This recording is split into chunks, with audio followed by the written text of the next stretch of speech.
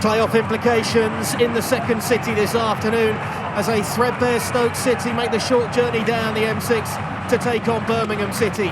It's the worst injury crisis in Mark Robins' 19 years in football management, but the Potters, despite being depleted in their ranks, still almost took a point away from Middlesbrough in midweek. But they face a Blues side that have found their rhythm to start the new year, and just 5 points off the top six will fancy a chance to propel themselves closer to the already crowded promotion hunt in the Sky Bet Championship. The players meet in the centre circle as Birmingham City pay tribute to the former Blues player Robert Hopkins, who sadly passed away earlier this month.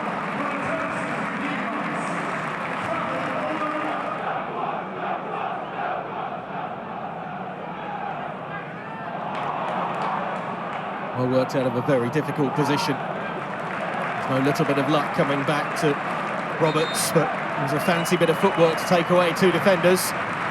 So we hit the 6-minute mark here at St Andrews, and everybody in the ground paying tribute to Arthur Hughes, as the club always do. A tragic loss in this part of the world. A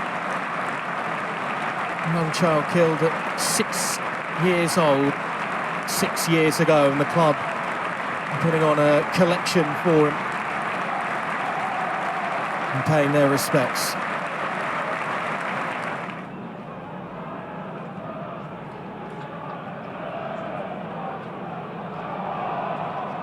In control by Peck.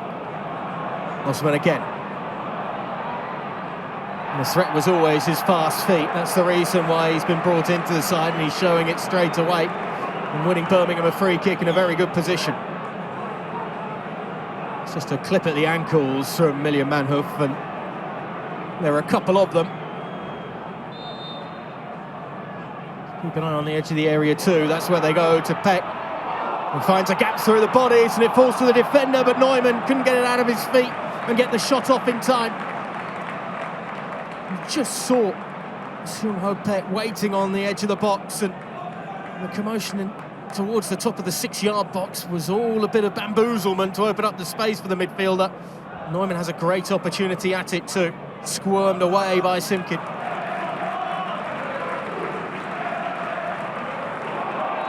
Keeper came, didn't get there. Rigo strikes it, and it comes off the upright.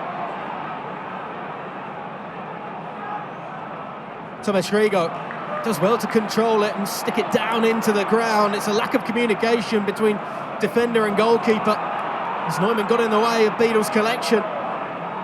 Beadle immediately saying, "You've got to listen for my call."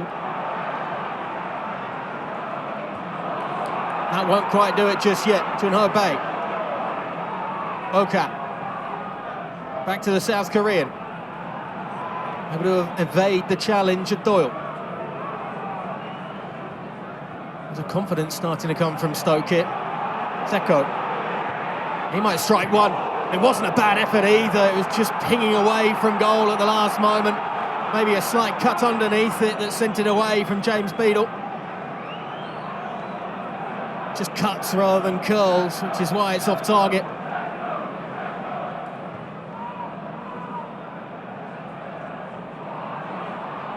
Osman. Wins a free kick.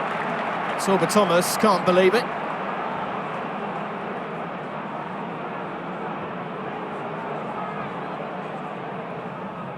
Once again, just keep an eye on the edge of the area. Whipped in, and it's off the angle. Fairly sure the keeper had that covered. Well, both goal frames have been rattled. Right on the angle, isn't it? As I say, I think Simkin had it covered. I'm sure Doyle is looking for a teammate to get on the end of that rather than anything else. It's a lovely ball over the top. Great opportunity for Stansfield, but a comfortable save, and then Osman steers it well away from danger with that strike. So easy suddenly. Morata just dropping it into the perfect area for the forward. He allows it to come over his shoulder. It's a difficult one to take in terms of the technique. To let it over your shoulder and strike it. But it's right at the goalkeeper, and Simkin just has to stick a leg out.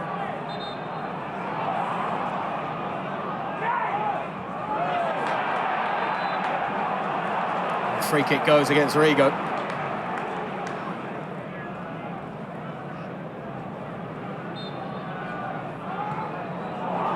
It's a neat ball round the corner. Whistle's gone, it won't count. Tucked in by Iwata. But the whistle came very early indeed from James Bell. Iwata's the one offside when that ball's played in from the set piece, and he's offside there as well. No flag was raised. Just wondering what the official had seen, but the whistle went before Stansfield had even played it.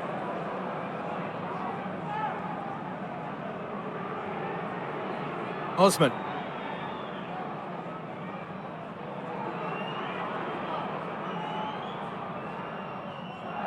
Corner.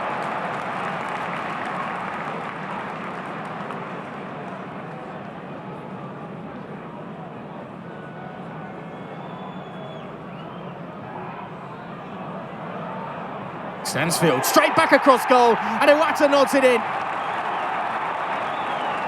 Textbook execution, as everybody expected the delivery from Doyle to be overcooked and going out of play. But Stansfield peeled away to the space and put it on a play for Tomoki Iwata. His second goal of the championship season. And the first of the afternoon for Birmingham City. It's not one that's necessarily been coming. And a celebration that is a tribute to Arthur Lavinjo Hughes. They made it look so simple. It really was as well. Just look how Stansfield just backpedals away and nobody watches it, but he knew exactly where Doyle was putting it. It's long and looping, that delivery. But then the power on the header across goal meant that Iwata just had to get something on it, and he did. And Birmingham have the breakthrough.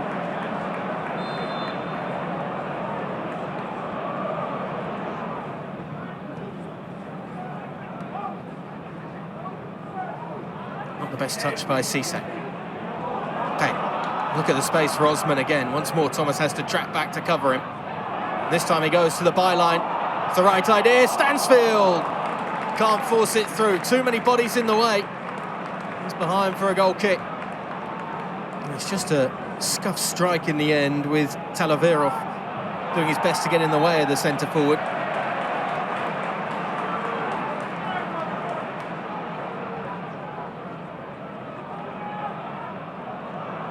Clara leaves it for Osman.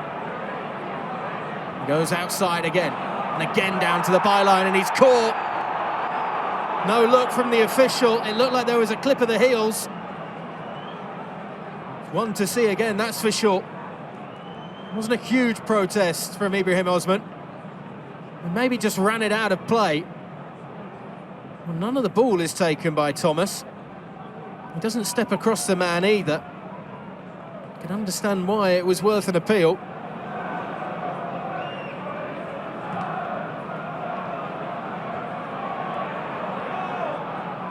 Looked like it came off the arm of Peck. Doesn't matter anyway, as Seko wins it.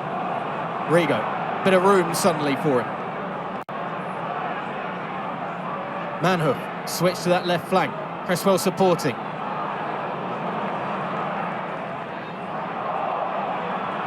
Drop down kindly for Wunmi. Stoke keep the pressure on here with a corner. For Wunmi waiting on the edge of the area. In towards that near post and turned in! Phillips is peeling away with the celebration. It's a superb delivery into the mix. It may have come off Neumann last. It does come off the back of the German, who turned away from it. And he had no idea where that was going once it ricocheted off him. All his attention was taken up by the presence of Phillips.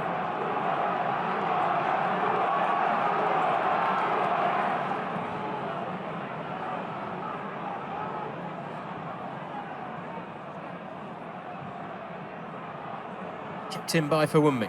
He wins a corner too. Didn't look like Fuller and Cisse were going to get anything out of that, but Wagner just touching it behind.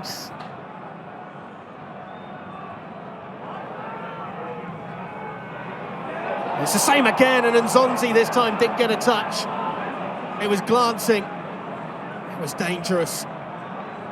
Beadle knew it too.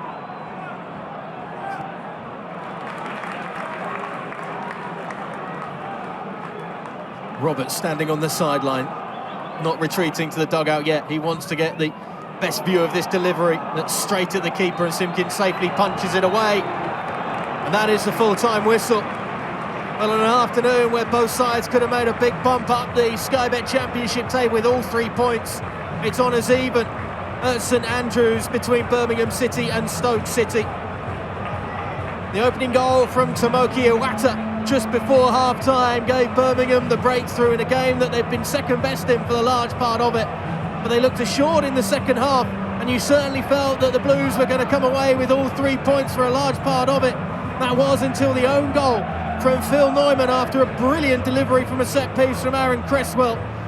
It finishes here at St Andrews. Birmingham City 1, Stoke City 1.